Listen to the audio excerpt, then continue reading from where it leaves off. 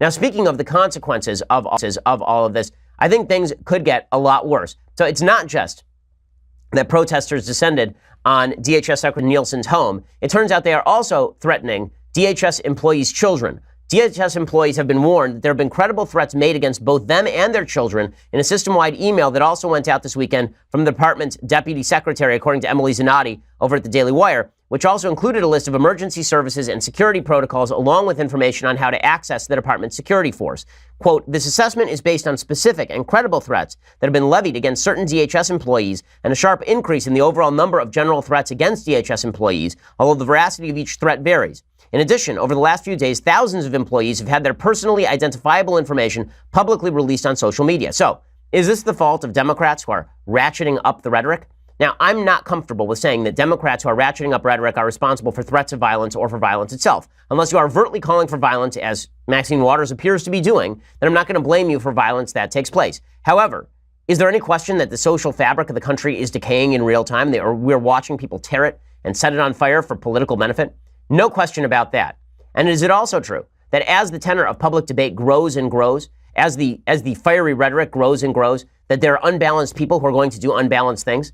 It was a year ago, like literally about a year ago, that a Bernie Sanders fan decided to go shoot up a congressional baseball game. I know we all forgot about that, but he attempted to murder as many Republican congresspeople as he should. That wasn't Bernie Sanders' fault, but it is indicative of the fact that we are raising the temperature. And when you raise the temperature in the country, you can't be surprised when some frogs get boiled, right? The tenor of the country right now is really, really ugly. Protesters outside Nielsen's home are apparently unsatisfied that Nielsen and the Trump administration insist on enforcing immigration laws, even as the administration reversed its policy on separating detained adults from their minor children while they await an asylum hearing. Not only that, there's a story over the agents about leftist protesters who were attempting to basically storm an immigration facility in McAllen, Texas on Saturday. According to Fox News reporter Griff Jenkins, about 200 protesters from the League of United Latin American Citizens were bussed into the McAllen facility from all areas of Texas. At one point, when a bus carrying illegal immigrants tried to leave the facility, the protesters surrounded and stopped the bus. However, during the melee, a Border Patrol agent attempting to control the crowd was injured while protecting an older woman, Jenkins reported, according to the Daily Caller News Foundation. That agent suffered a broken ankle, Jenkins said. During the incidents, protesters screamed, "Set the children free," and "Shame on you" to Border Patrol agents, who eventually helped maneuver the bus out of the facility. It was unclear where the bus was headed. A U.S. Customs and Border Patrol spokesman told CNN the immigrants on the bus were being transferred to the custody of ICE agents. Again, things are getting violent and ugly out there, and they're going to get more violent and more ugly when you have people who are exaggerating the case. So you have a bunch of celebrities who have decided that it's imperative for them to go down to the border and grandstand on this issue. They're not making intelligent arguments. They're not interested in making intelligent arguments. They're not interested in reason. Instead, we are getting a bunch of celebrities going down to the border so that they can pose with signs, so they can prove to all of their fans just how generous and wonderful they are. So Lena Dunham has decided to go down to the border. So she and Sia, I don't know how anyone could tell it was Sia because she still had her hair in front of her face, and Amber Heard and other stars visited the border city of Tornillo, Texas, to protest the Trump administration's policy.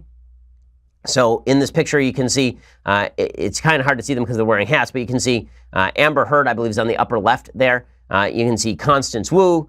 You can see, let's see, who else? Bella Thorne. You can see, I believe, is it Anna Kendrick down there as well? Believe so. The Sia shows up. Again, you're not going to recognize her because of her crazy hair. And then Lena Dunham, of course, is there as well. So you see a bunch of folks on the left from Hollywood who have decided it is necessary to go and do this routine. Sorry, not Anna Kendrick, Kendrick Sampson. I don't want to get the wrong person here. Kendrick Sampson, who I guess is a TV guy. He's on The Flash, I suppose.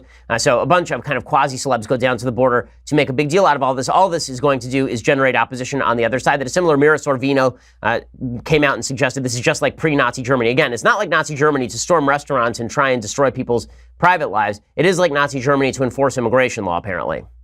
Did you ever think that you would see that kind of thing, those reports being happening, but they're about the United States of America? I feel that we are in pre-Nazi Germany. The stages of things that are occurring on a daily basis, the obfuscation, the lies, the totalitarian behavior is shocking and horrendous. Yeah. So it's just like pre-Nazi Germany. Again, this sort of rhetoric is particularly unhelpful. If you were going to make a Nazi comparison, you're actually going to have to bring the history. When I make the Nazi comparison to the tactic of shutting down people's restaurant-going experiences and sitting outside their houses to harass them, that is closer to a Nazi tactic than enforcing immigration law as per the Ninth Circuit Court of Appeals.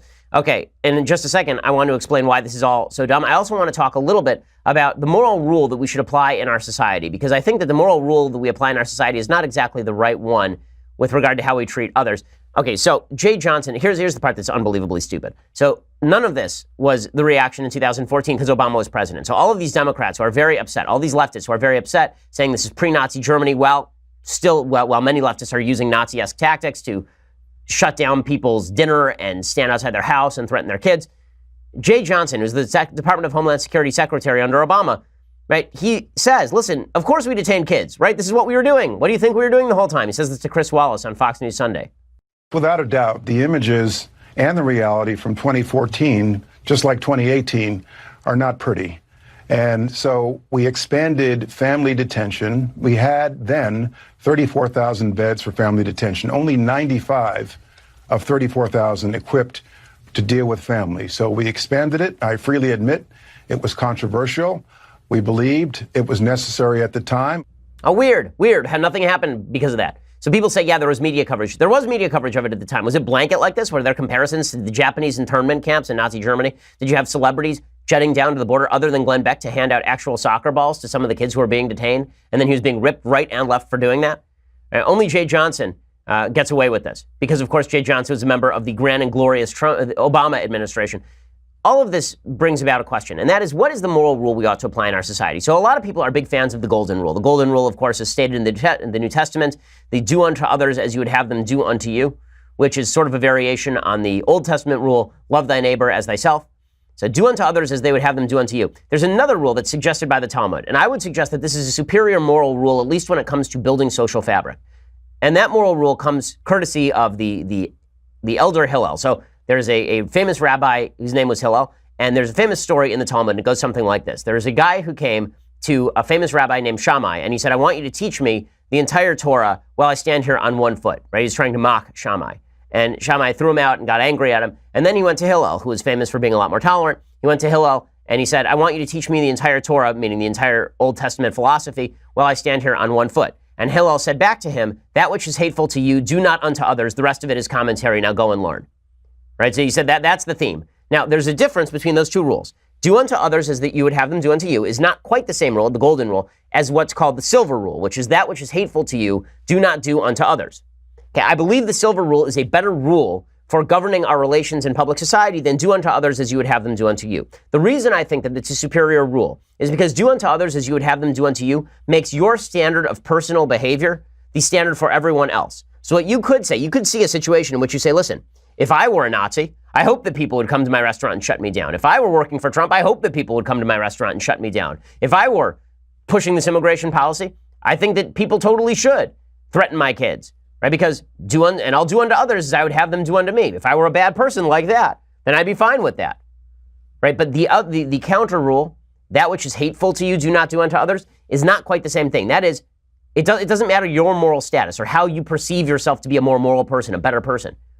If you don't like someone doing something to you right now, not as you perceive yourself to be, if you don't like somebody doing something to you right now, then you shouldn't do it to somebody else. If you don't like somebody shutting down your dinner, don't shut it down anybody else's dinner. If you don't like the idea somebody's going to threaten your kids, don't threaten somebody else's kids. If you're not a big fan of people protesting you when you go to a gas station, then you shouldn't protest people when they go to gas stations. The prohibitive rule, in my view, is a much better rule just in terms of interpersonal relationships, not community, not religious community relations.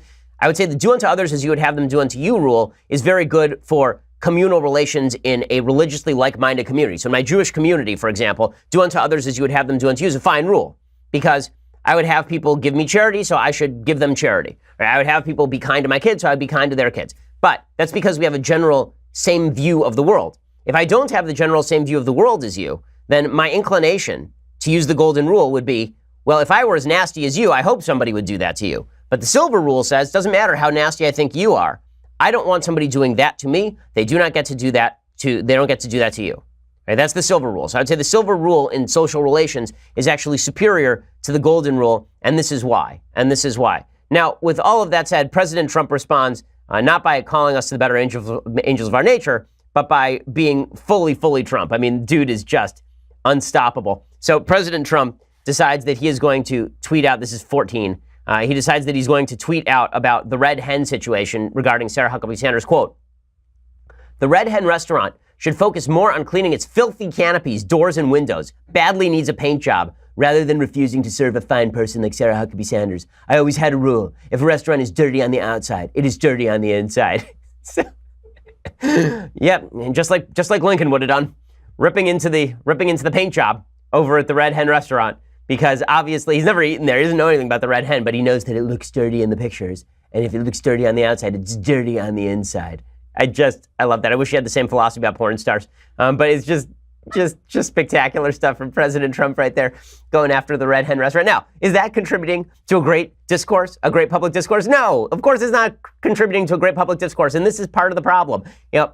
I think that what happened here is that the left really thought, the reason they're so angry right now is because the left truly thought that after Obama, they had changed politics forever. This was going to be their 1,000 years of heaven. They were going to get their never-ending paradise after Obama won.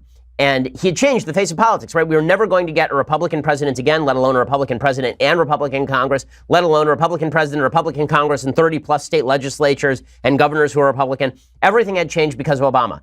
And then the ultimate anti-Obama came in the form of President Trump, and he destroyed all their dreams, and they've lost it. They've just lost it. And then President Trump tends to exacerbate the loss of civic culture. Okay, I'm not going to sugarcoat President Trump's behavior when it comes to his additions to civic culture. The guy's not great for civic culture. Now, I understand people on the right who are saying, well, yeah, he's punching back. And there's some truth to the idea that he is punching back here.